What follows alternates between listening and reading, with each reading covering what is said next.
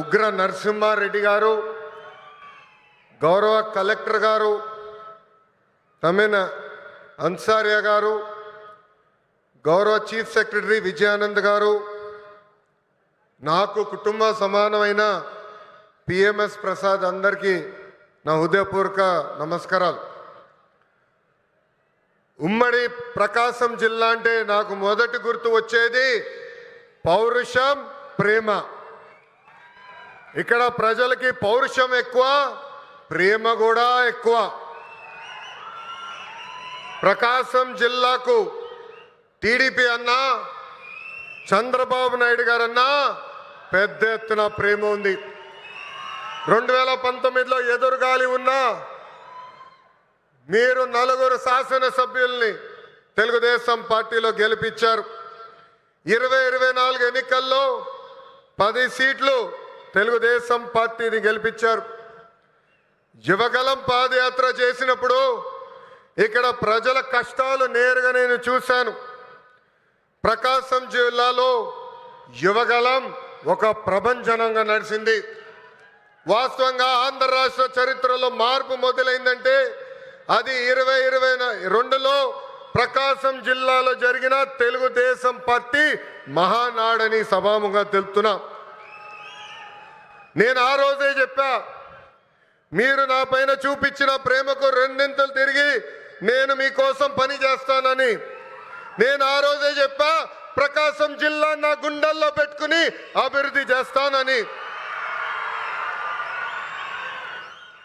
2014లో రాష్ట్ర విభజన జరిగింది. కట్టుబట్టలతో మెడబట్టి మన అందరినీ బయటికి గెంటేశారు. ఆ కట్టుబట్టలతో మన ప్రయాణం ప్రారంభించాం. ఆనాడు అందరి ఆమోద్యంతో అమరావతియే మన రాజధానిగా ప్రకటించుకున్నాం. ఒకే రాజధాని అభివృద్ధి వికేంద్రీకరణ నినాదంతో మన ప్రభుత్వం పనిచేసింది. అనంతపురానికి ఆటోమోటివ్ కంపెనీలు తీసుకొచ్చాం. చిత్తూరు కడప జిల్లాకి ఎలక్ట్రానిక్స్ కంపెనీలు తీసుకొచ్చాం. కర్నూలు జిల్లాకి విద్యుత్ సోలార్ కంపెనీలని తీసుకొచ్చాం. ఇంకో పక్కన ప్రకాశం జిల్లాకి అతి పెద్ద పేపర్ మిల్ తీసుకొస్తే గత ప్రభుత్వం ఆ కంపెనీని తరిమేసింది. ఆక్వా రంగాన్ని ప్రోత్సహించాం. ఇంకా ఉత్తరాంధ్రని విశాఖపట్నాన్ని ఏకంగా ఐటీ ఫార్మా హబ్గా కూడా మనం తయారు చేసుకున్నాం. ఇంకా 2019 నుంచి 24 వరకు ఏం జరిగిందో నాకన్నా మీకే బాగా తెలుసు. ఆంధ్ర రాష్ట్రంలో ఒక విధ్వంస పాలన నడిచింది. కొత్త కంపెనీలు తీసుకురాకపోగా ఉన్న కంపెనీల్ని పక్క రాష్ట్రానికి తరిమేసే పరిస్థితి. ఒక లూలు, అమర్ రాజా, హెచ్ఎస్బిసి లాంటి సంస్థల దగ్గర నుంచి చివరి జాకీ కంపెనీ దగ్గర నుంచి కూడా వాటాలు ఇవ్వలేదని వాళ్ళని తరిమేసే పరిస్థితి మనందరం చూసాం. నేను ఆ రోజు ముఖ్యమంత్రిగా ఉన్న పులివెందల ఎమ్మెల్యేకి ఛాలెంజ్ చేశా, మీరు తీసుకొచ్చిన ఒక్క కంపెనీ పేరు చెప్పమని. ఇప్పటికి కూడా అక్కడి నుంచి సౌండ్ రాలా.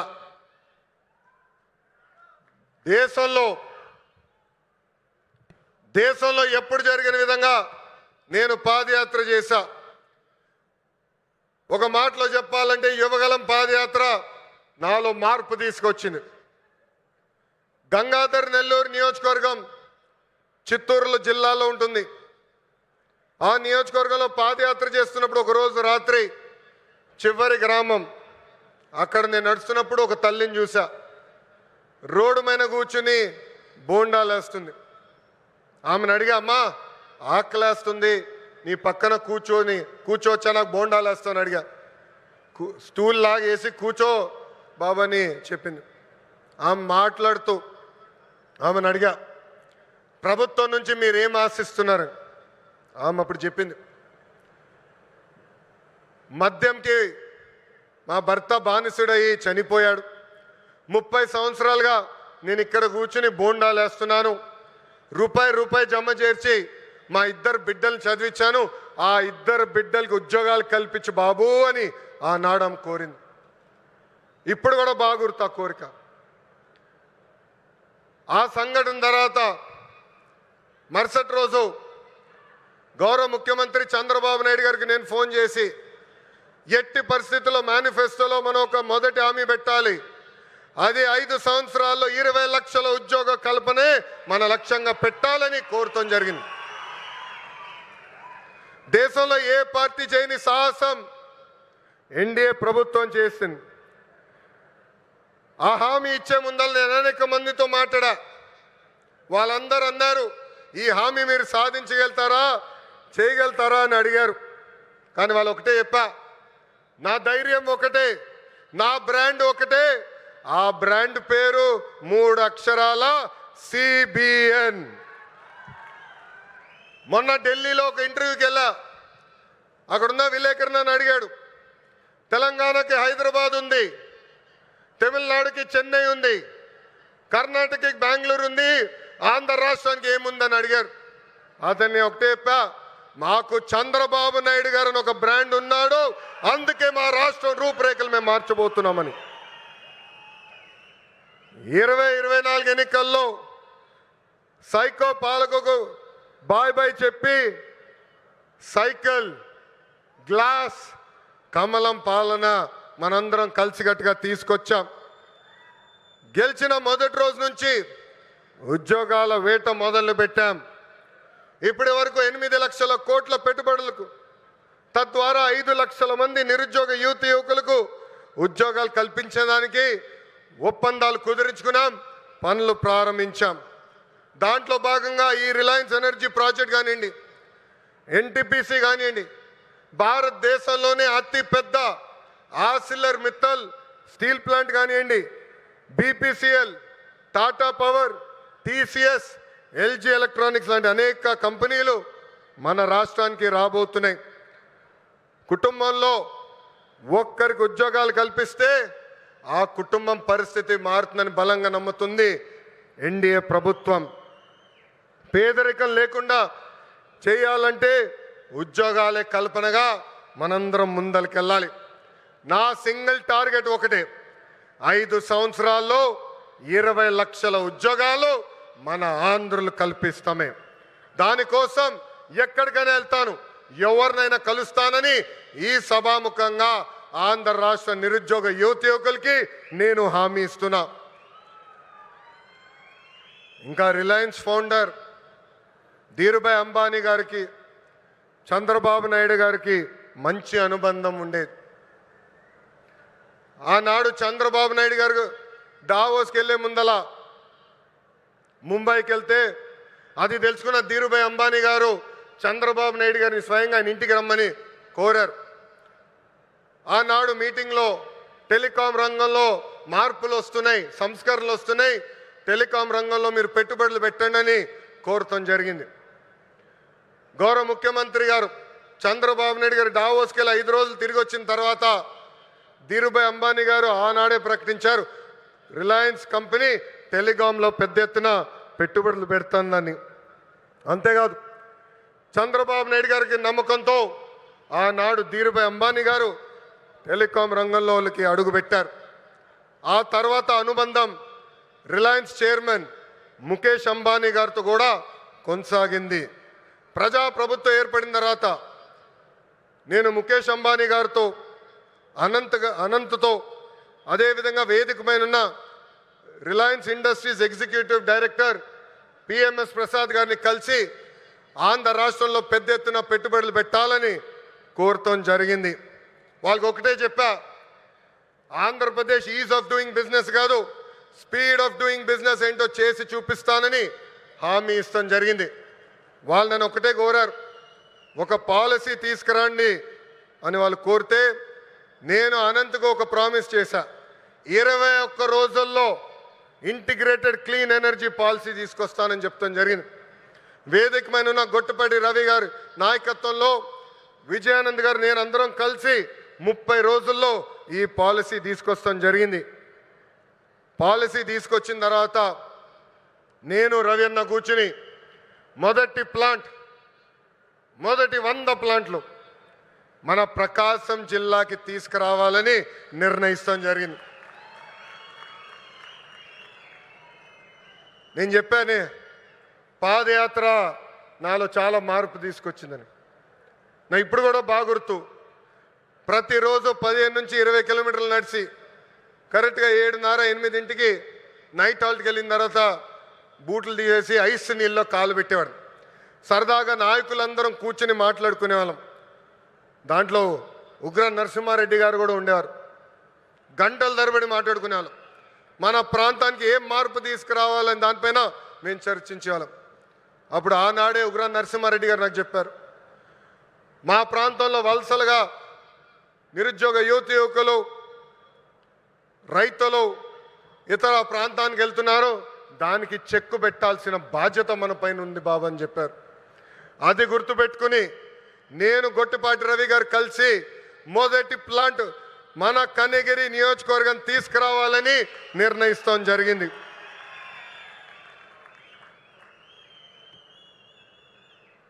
ఆంధ్రప్రదేశ్లో ఈ కంప్రెస్డ్ బయోగ్యాస్ ప్లాంట్స్ పెట్టేందుకు ఈరోజు రిలయన్స్ ఇండస్ట్రీస్ ముందుకు వచ్చింది. 65,000 కోట్ల పెట్టుబడి, దాదాపు 500 ప్లాంట్లు ఏర్పాటు చేస్తామని హామీ ఇచ్చారు. నిజంగానే ఈ సభాముఖంగా ముఖేష్ అంబానీ గారికి, అనంత్కి, పిఎంఎస్ ప్రసాద్ గారికి, మాధవ్ గారికి, హరీంద్ర కే త్రిపాఠి గారికి నా హృదయపూర్వక ధన్యవాదాలు నేను తెలుపుకుంటున్నాను. ఈ పెట్టుబడుల ద్వారా ఆంధ్ర రాష్ట్రంలోనే 2,50,000 మంది నిరుద్యోగ యువకులకి కూటమి ప్రభుత్వం ఉద్యోగాలు కల్పించబోతుంది. ప్రకాశం, అనంతపురం, కడపలో ఉన్న 5 లక్షల ఎకరాల బేడు భూమికి వినియోగంలోకి తీసుకుని రాబోతున్నాం. నేను యువగలంలో ప్రకాశం జిల్లాకు ఇచ్చిన హామీని, దాంట్లో ఒక్క హామీని ఈరోజు నిలబెట్టుకున్నానని గర్వంగా చెప్పుకోగలుగుతున్నాను. రిలయన్స్ మొదటి సిబిజీ ప్లాంట్ కనిగిరిలో శంకుస్థాపన మేము చేశాము. ఈ ప్లాంట్ రిలయన్స్ సిబిజీ ప్రాజెక్ట్కి హబ్గా కూడా మారిపోతుంది. ఇక్కడనే హెలికాప్టర్ ఎక్కే ముందల 5 ప్లాంట్లు అనుకున్నాం. హెలికాప్టర్ దిగిన తర్వాత ప్రసాద్ గారితో మాట్లాడిన తర్వాత మీరు మాకు భూములు ఇవ్వండి, తప్పనిసరిగా ప్లాంట్లు ఏర్పాటు చేస్తామని చెప్పారు.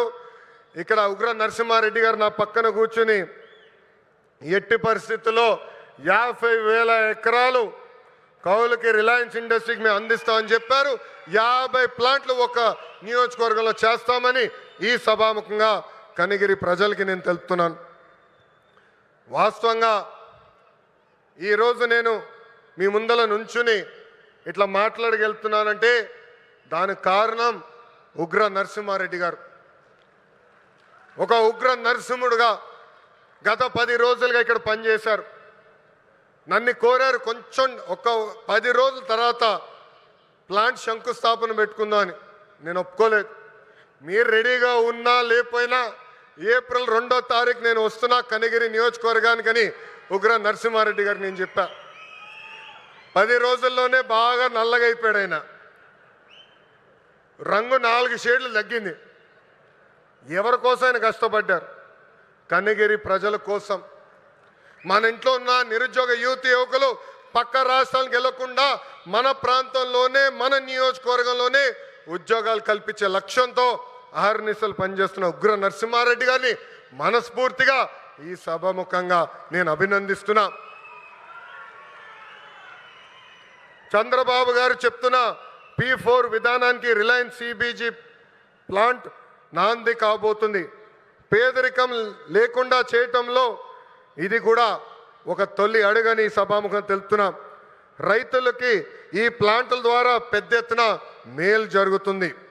నేపియర్ గడ్డితో ఈ గ్యాస్ తయారు చేయబోతున్నారు. ప్రభుత్వ భూమికి 15,000 రూపాయలు, రైతుల భూమికి 30,000 రూపాయలు కౌలు కూడా రిలయన్స్ ఇండస్ట్రీ ఇవ్వబోతుంది. రైతులు గడ్డి పెంచిస్తే టన్నుకింత అని కూడా వాళ్ళు డబ్బులు ఇవ్వబోతున్నారు. ఈ ప్లాంట్ ద్వారా 1,10,000 మెట్రిక్ టన్నులు ఆర్గానిక్ ఎరువు కూడా తయారవబోతుందని ఈ సభాముఖ ప్రజలు తెలుపుతున్నాం. ఇంకా ఈ ప్లాంట్ ద్వారా గ్రామీణ యువతకి పెద్ద ఎత్తున ఉద్యోగాలు కూడా కల్పిస్తాం. ప్రకాశం జిల్లాలోకి ఎప్పుడు వచ్చినా నాకు నా పాదయాత్ర గుర్తొస్తుంది. ఈరోజు నేను నడుచుకుంటూ వస్తున్నప్పుడు అందరినీ కలిసా. గట్టిగా నా చేయి లాగారు. నాకు యువగలం పాదయాత్ర గుర్తొచ్చింది. మీరు చూపించిన ప్రేమ ఇంకా నా చేతి పైన ఉంది.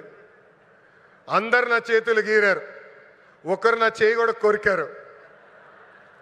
మీరు మాకు నా పైన చూపించిన ప్రేమ, అభిమానం నా జీవితంలో ఎప్పుడు మర్చిపోనని ఈ సభాముఖంగా ప్రకాశం జిల్లా ప్రజలందరికీ నేను తెలుపుకుంటున్నా. ఉగ్ర నరసింహుడు నన్ను వదిలిపెట్టాడు కదబ్బా. కొన్ని కోరికలు కోరారు. మొదటిది రైల్వే ప్రాజెక్ట్. గౌరవ చీఫ్ సెక్రటరీ గారు నాకు ఇప్పుడే చెప్పారు, ఏప్రిల్లో అవసరమైన నిధులు మేము విడుదల చేస్తాం, ఆగస్టులో గౌరవ ముఖ్యమంత్రి గారిని తీసుకొచ్చి ఆ రైల్వే ప్రాజెక్ట్కి మనం ప్రారంభిద్దామని తెలుపుతున్నాం. వెలగొండ ప్రాజెక్టు కూటమి ప్రభుత్వానికి ఒక ప్రయారిటీ. ఆగిన పనులు తిరిగి ప్రారంభిస్తాం. చివరి ఎకరానికి సాగునీరు అందించే బాధ్యత మేము తీసుకుంటాం. ఇంకా తాగునీరు గురించి నేను చెప్పాల్సిన అవసరంలా. తాగునీరు శాఖ మంత్రి ఎవరు? నాకు అన్న సమానమైన పవన్ అన్న. పవన్ అన్న ఏమనుకున్నా సాధించే వ్యక్తి. ప్రతి కేబినెట్ మీటింగ్లో మేము చర్చిస్తాం. తాగునీరు ఒక ప్రయారిటీ అని ఆయన ప్రతి కేబినెట్ మీటింగ్లో చెప్పారు. గత ప్రభుత్వం నాశరికమైన పనులు చేసింది, ప్రాజెక్ట్ని పక్కన పెట్టేసింది. తిరిగి కేంద్ర ప్రభుత్వాన్ని ఒప్పించి నిధులు కేటాయించి ఈరోజు ఆ ప్రాజెక్ట్కి టెండర్ స్థాయికి తీసుకొచ్చారు. నా అన్న పవన్ అన్న త్వరలోనే ఆగిపోయిన పనులని ప్రారంభిస్తాం. ప్రతి గడపకి కుళాయి ద్వారా తాగునీరు కూడా అందించే బాధ్యత కూటమి ప్రభుత్వం తీసుకుంటుందని ఈ సభాముఖంగా తెలుపుకుంటూ ప్రకాశం జిల్లా ప్రజలందరూ ఒకటే కోరుతున్నా. వైకాపా పరిస్థితి చూస్తుంటే జాలేస్తుంది. వాళ్ళు పని చేయరు, పని చేయాలనుకున్న వాళ్ళ చేత పని చేయనీరు. ఈరోజు కొత్తగా చెప్తున్నారు ఈ ప్లాంట్ల ద్వారా ఏదో అయిపోతుందని. వాళ్ళని అడుగుతున్నా, మీరు ఇంట్లో గ్యాస్ సిలిండర్లు వాడరా? కట్టెపొయ్యిలు వాడుతున్నారా? ఆ గ్యాస్ తయారు చేసే ప్లాంట్ ఇది. ఎందుకు మీరు అపోహలు కల్పిస్తారు? రండి, ప్లాంట్ చూడండి, వెళ్ళి మీ నాయకుడు చెప్పండి. అంతేగాని ఈ ప్లాంట్కి అడ్డు పడితే ఎర్ర బుక్లో మీ పేరు ఉంటుందని ఈ సభాముఖంగా వైకాపా నాయకులు నేను హెచ్చరిస్తున్నా. మంచి పని చేసాక వచ్చా, దమ్ము ధైర్యంతో ఈరోజు నిలబడి చెప్పగలుగుతున్నా. 10 నెలల్లోనే ఎవ్వరు ఉంచిన విధంగా ప్రకాశం జిల్లాకి నేను ఈ ప్లాంట్ తీసుకొచ్చా. అంతేగాని తప్పుడు ప్రచారం చేస్తే నేను మిమ్మల్ని వదిలిపెట్టనని ఈ సభాముఖంగా వైకాపా నాయకులకు నేను హెచ్చరిక చేస్తూ, నిజంగానే ఈ సమావేశం చూసిన, వేదికమైన ఉన్న పెద్దలు చూసిన, ఈరోజు ఈ కార్యక్రమానికి యాంకర్గా నిలబడిన ఉదయభాను మేడం గారిని చూసినా నాకు యువగలం పాదయాత్ర గుర్తొస్తుంది. ఆనాడు బీసీ గర్జన పేరుతో నేను కార్యక్రమం పెడితే ఉదయభాను గారు స్వచ్ఛందంగా వచ్చి ఆ కార్యక్రమానికి యాంకర్గా నిలబడ్డారు. బీసీ సోదరులు జరుగుతున్న అన్యాయం పైన ఆనాడు మేము పెద్ద ఎత్తున ఆనాటి ప్రభుత్వాన్ని నిలదీశాం. నిలదీసినందుకు మేడం గారిని కూడా వైకాపా నాయకులు ట్రోల్ చేశారు. అంతేకాదు వేదికమైన పెద్దలందరి పైన దొంగ కేసులు పెట్టారు. నా పైన కూడా 23 కేసులు పెట్టారు.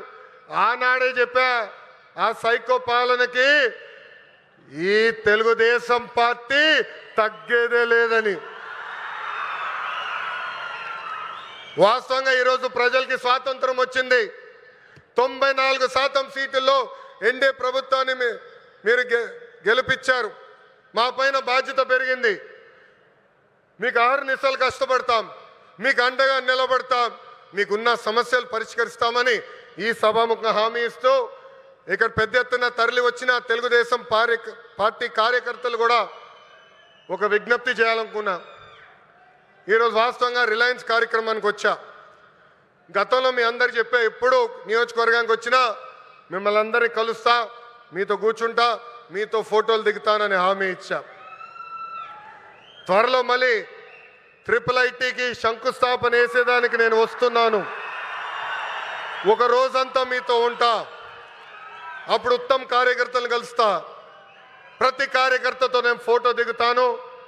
ఈరోజు మళ్ళీ తిరిగి నేను గౌరవనీయులు ప్రసాద్ గారిని తిరిగి విమానం ఎక్కించాల్సిన బాధ్యత నాకుంది. అందుకే ఈ కార్యక్రమం వెంటనే నేను వెళ్లాల్సి వస్తుందని ఈ సభాముఖ కార్యకర్తలందరికీ తెలుపుకుంటూ, నాకు ఇంత అద్భుతమైన అవకాశం ఇచ్చిన ప్రకాశం జిల్లా ప్రజలందరికీ పేరు పేరున హృదయపూర్వక ధన్యవాదాలు తెలుపుకుంటూ మీ అందరి దగ్గర నుంచి సెలవు తీసుకుంటున్నాం. జోహార్ అన్న ఎన్టీఆర్, జోహార్ అన్న ఎన్టీఆర్. చంద్రబాబు నాయుడు గారి నాయకత్వం, చంద్రబాబు నాయుడు గారి నాయకత్వం. జై హింద్, జై హింద్. అందరికీ నమస్కారం. సార్ ఒక చిన్నది సార్, మన రిలయన్స్ గ్రూప్ని ఫెలిసిటేట్ చేయాలి, వారిని అభినందించాల్సిన బాధ్యత మన పైన ఉంది. సో లోకేష్ బాబు గారిని నేను రిక్వెస్ట్ చేస్తున్నాను, మన Reliance group Shri PMS Prasad గారు వారిని ఫెలిసిటేట్ చేయవలసిందిగా రిక్వెస్ట్ చేస్తున్నాను. With memento and shawl director Reliance industries limited Shri PMS Prasad గారికి ఫెలిసిటేషన్ అండి. ఎమ్మెల్యే గారి చేతుల మీదుగా అండ్ మన లోకేష్ బాబు గారి చేతుల మీదుగా. ఇప్పుడు లోకేష్ బాబు గారికి సన్మానం చేస్తున్నారు మన ఎమ్మెల్యే గారు. ఇప్పుడు లోకేష్ బాబు గారి చేతుల మీదుగా రిలయన్స్ గ్రూప్